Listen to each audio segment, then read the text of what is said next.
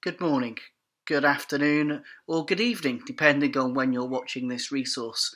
Today is Good Friday, and that's a day when normally we would meet together for an hour in the afternoon. We would hear some songs, join in with some songs, and we would hear John chapter 18 and chapter 19 as we sit together at the foot of the cross before stripping bare the sanctuary and preparing ourselves to celebrate on Easter Sunday, having sat for Good Friday and Easter Eve on Saturday, reflecting on all that Jesus did for us and the pain and suffering that he went through. And that's what we're going to do today. We're going to have some songs that are focused on the cross and the hope of the cross and all that the cross has done for us.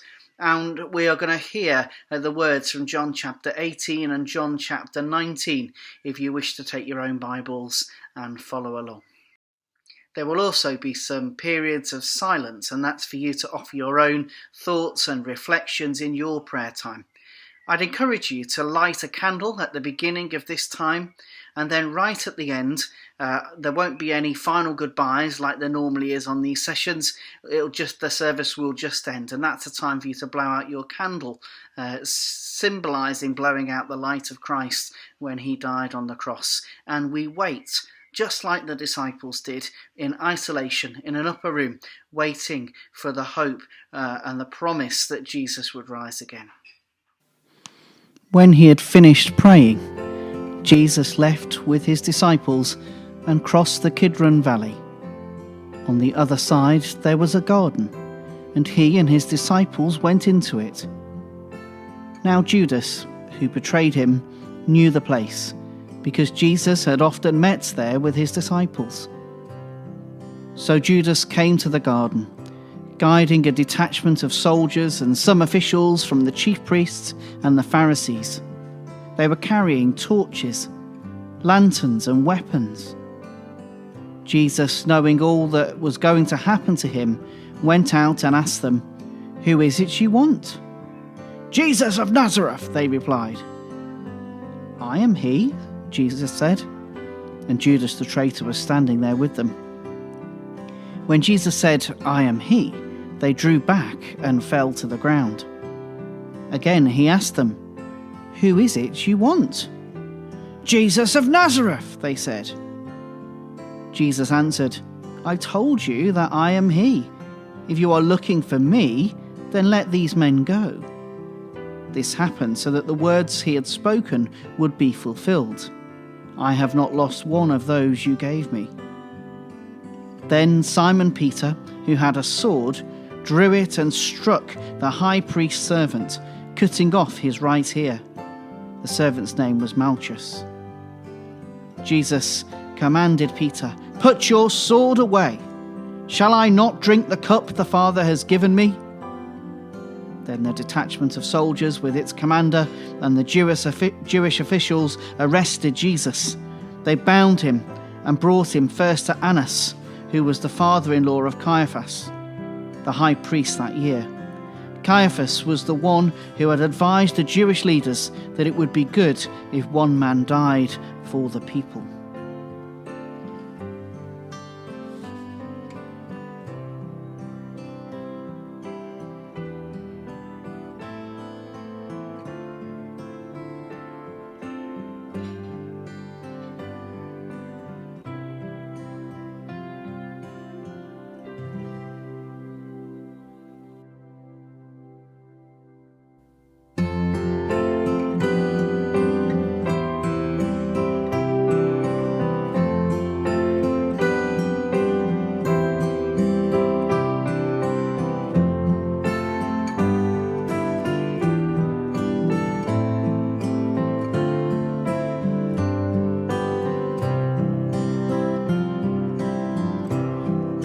Still for the presence of the Lord, the Holy One is here.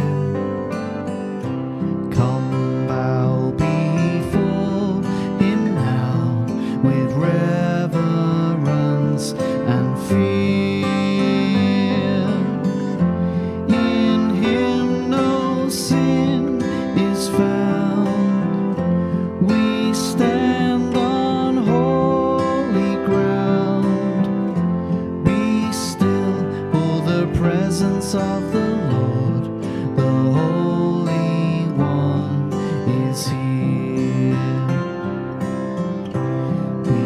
still, for the glory of the Lord is shining all around. He burns with holy fire, with splendor he is crowned. How awesome is the sight, our radiant King of light. Be still, for the glory of the Lord is shining all around. Be still, for the power of the Lord is moving in this place. He comes to cleanse and heal, to minister his grace. No word too hard for him, in faith receive from him. Be still, for the power of the Lord is moving in this place.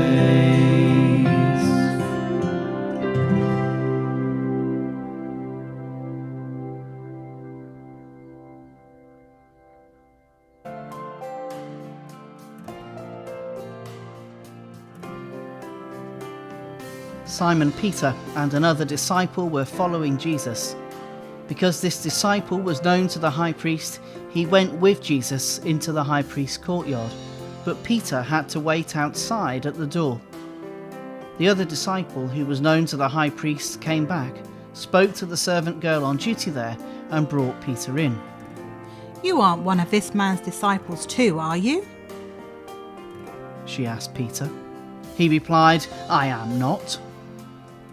It was cold, and the servants and officials stood round a fire they'd made to keep warm. Peter also was standing with them, warming himself. Meanwhile, the high priest questioned Jesus about his disciples and his teaching. I have spoken openly to the world, Jesus replied. I always taught in synagogues or at the temple, where all the Jews come together. I said nothing in secret. Why question me? Ask those who heard me. Surely they know what I said. When Jesus said this, one of the officials nearby slapped him in the face. Is this the way you answer the high priest? She demanded. If I said something wrong, Jesus replied, testify as to what is wrong. But if I spoke the truth, why did you strike me? Then Annas sent him bound to Caiaphas, the high priest. Meanwhile, Simon Peter was still standing there warming himself, so they asked him, You aren't one of his disciples too, are you? He denied it, saying, I am not. One of the high priest's servants, a relative of the man whose ear Peter had cut off, challenged him. Didn't I see you with him in the garden? Again, Peter denied it, and at that moment, a cock began to crow.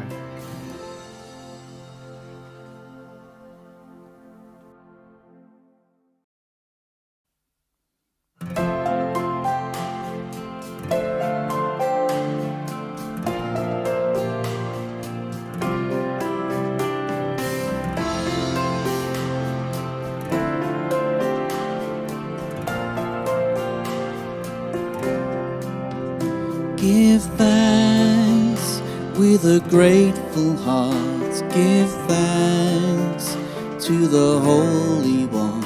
Give thanks because He's given Jesus Christ, His Son. Give thanks with a grateful heart. Give thanks to the Holy One. Give thanks because He's given Jesus Christ, His Son. And now let the weak say, I am strong. Let the poor say, I am rich because of what the Lord has done for us. And now let the weak say, I am strong. Let the poor say, I am rich because of what the Lord has done for us. Give thanks with a grateful heart. Give thanks to the Holy One. Give thanks because He's given Jesus Christ, His Son.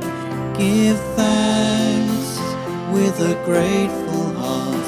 Give thanks to the Holy One. Give thanks because He's given Jesus Christ, His Son. And now let the weak say, I am strong. Let the poor say, I am rich because of what the Lord has done for us. And now let the weak say, I am strong. Let the poor say, I am rich because of what the Lord has done for us. Give thanks.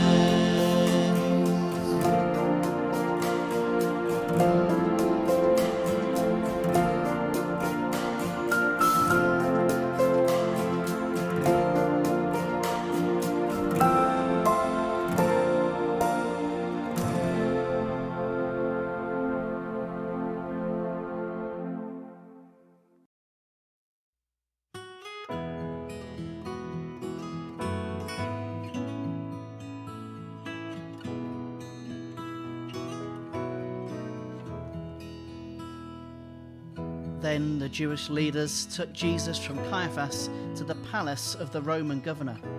By now it was early morning, and to avoid ceremonial uncleanness, they did not enter the palace, because they wanted to be able to eat the Passover. So Pilate came out to them and asked, What charges are you bringing against this man? If he were not a criminal, they replied, we would not have handed him over to you. Pilate said, Take him yourselves and judge him by your own law.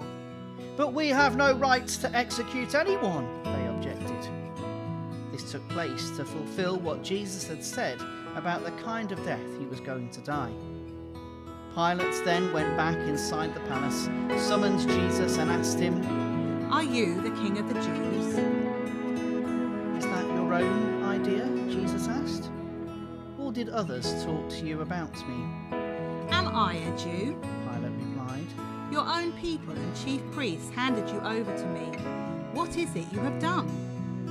Jesus said, My kingdom is not of this world. If it were, my servants would fight to prevent my arrest by the Jewish leaders. But now my kingdom is from another place. You are a king then, said Pilate. Jesus answered, You say that I am a king. In fact, the reason I was born and came into the world is to testify to the truth. Everyone on the side of truth listens to me. What is truth? Retorted Pilate. With this, he went out again to the Jews gathered there and said, I find no basis for a charge against him, but it is your custom for me to release to you one prisoner at the time of the Passover. Do you want me to release the King of the Jews? They shouted back, No, not him! Give us Barabbas! Now Barabbas had taken part in the uprising.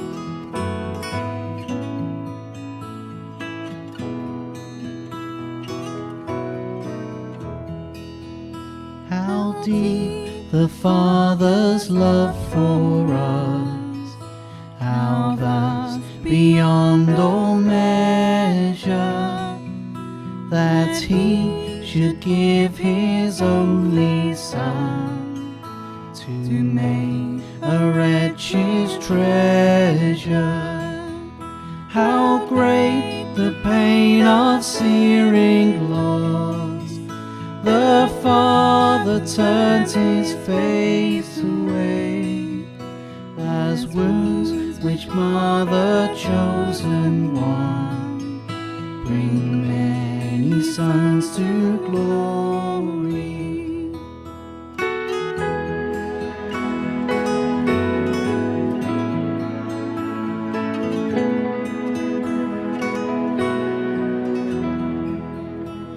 Behold the man upon a cross, my sin upon His shoulders.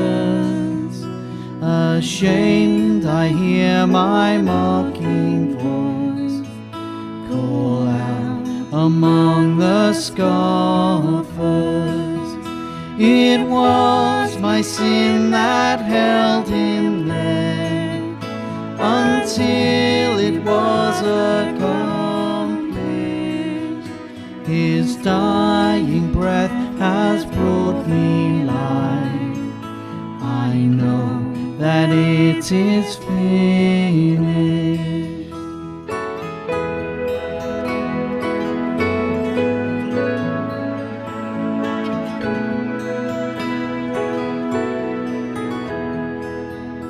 I will not boast in anything, no gifts, no power, no wisdom, but I will boast in Jesus Christ, His death and resurrection. Why should I gain from His reward? I cannot give an answer, but this I know with all my heart: His wounds have paid my ransom. Why should I gain from His reward?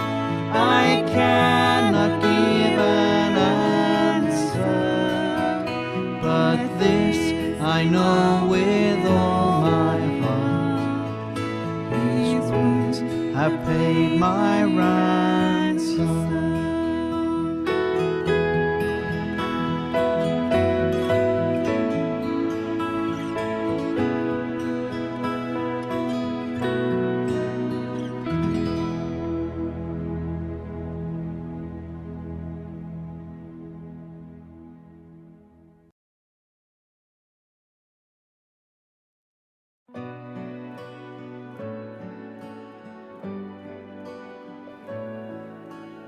Then Pilate took Jesus and had Him flogged. The soldiers twisted together a crown of thorns and put it on His head. They clothed Him in a purple robe and went up to Him again and again, saying, "Hail, King of the Jews!" And they slapped Him in the face. Once more Pilate came out and said to the Jews gathered there, Look, I'm bringing Him out to you to let you know that I find no basis for a charge against Him. When Jesus came out wearing the crown of thorns and the purple robe, Pilate said to them, Here is the man.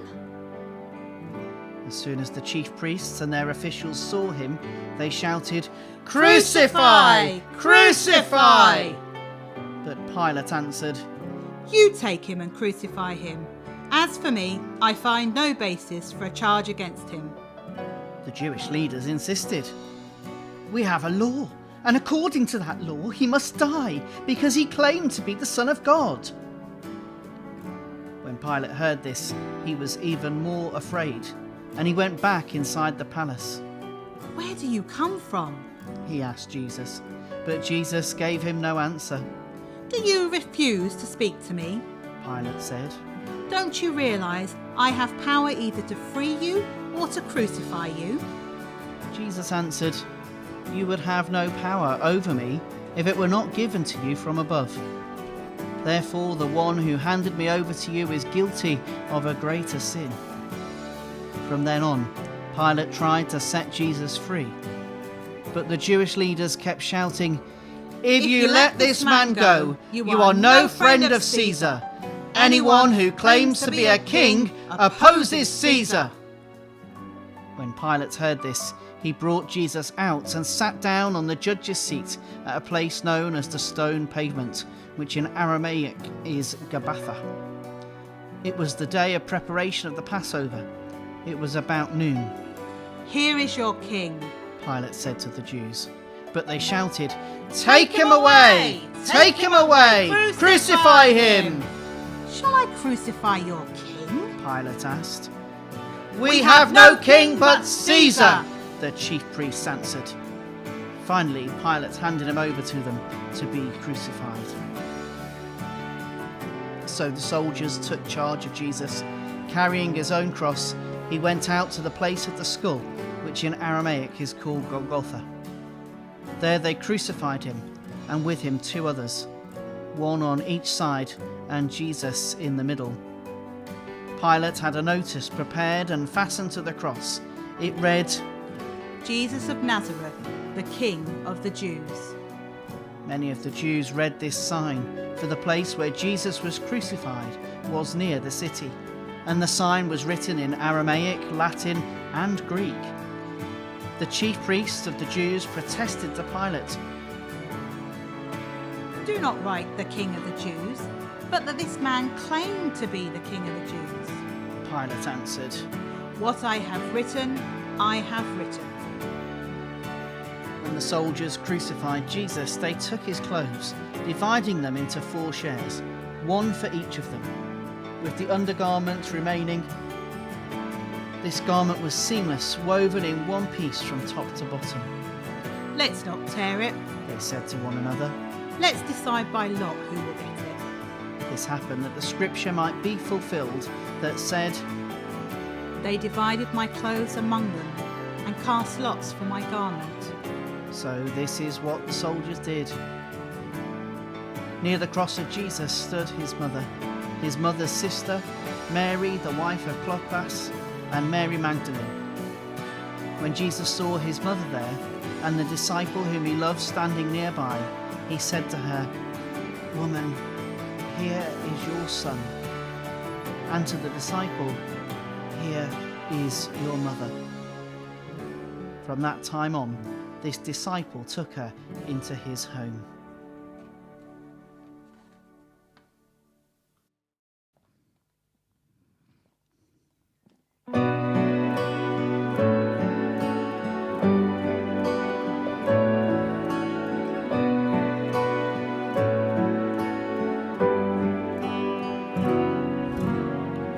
From heaven you came, helpless babe, entered our world, your glory veiled, not to be served but to serve, and give your life that we might live. This is our God, the servant King. He calls us now to follow him, to bring our lives as a daily offering of worship to the servant King.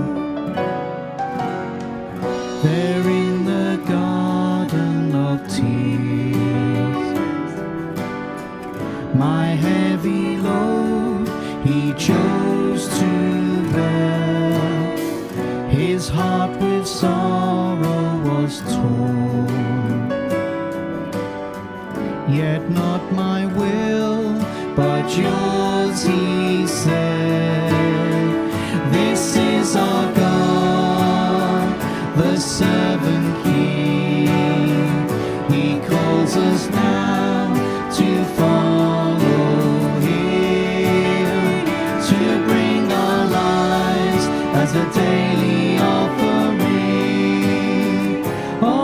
worship to the servant King. Come see his hands and his feet, the scars that speak of sacrifice, hands that flung stars into space. To cruel nails surrendered. This is our God, the servant King. He calls us now to follow him, to bring our lives as a daily offering of worship to the servant King. So let us learn how to serve, and in our lives enthrone him, each other's needs to prefer, for it is Christ we're serving. This is our God, the servant King. He calls us now to follow him, to bring our lives as a daily offering of worship to the servant King. This is our God, the servant King. He calls us now to follow him, to bring our lives as a daily offering of worship to the servant King.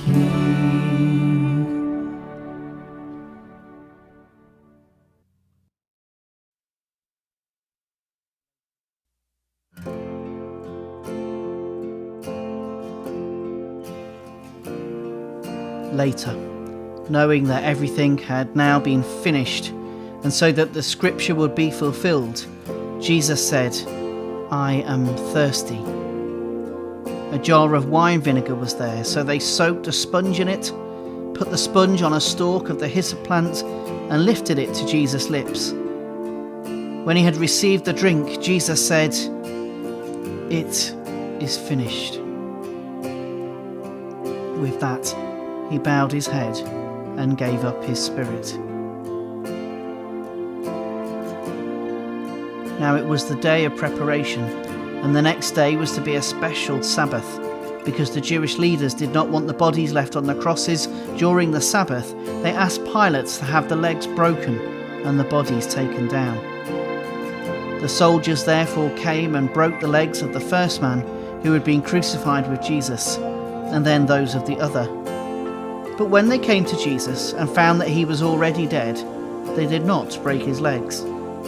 Instead, one of the soldiers pierced Jesus' side with a spear, bringing a sudden flow of blood and water.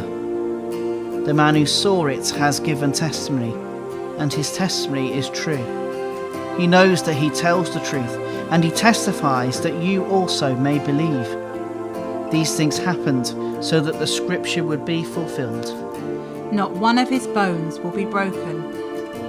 And as another scripture says, They will look on the one they have pierced. Later, Joseph of Arimathea asked Pilate for the body of Jesus.